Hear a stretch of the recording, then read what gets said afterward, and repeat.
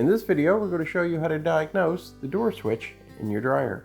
So to diagnose and troubleshoot your door switch, it's very easy to do. You just need to have a multimeter that has a continuity setting.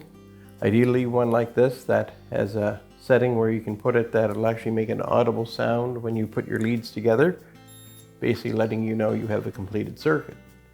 If you have a door switch that only has 2 wires to it, it's very, very easy. One probe on one wire, one probe on the other, and you operate your switch. And if you have continuity, your switch is good. If you don't have continuity, your switch is bad and you'll need to replace it. In the case like this one, we have 3 wires, which typically indicates that this dryer has a light inside the drum so you can see inside when you get the door open.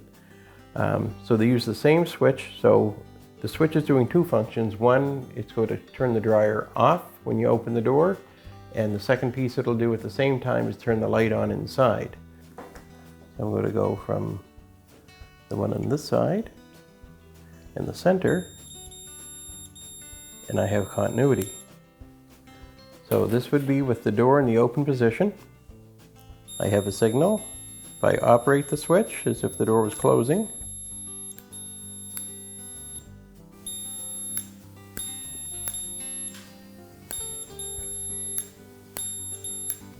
that switch tests good.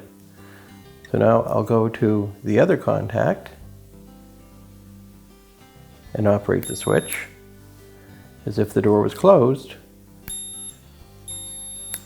That's showing good. When I operate the switch as if the door was closed, that switch is closing and the dryer would run.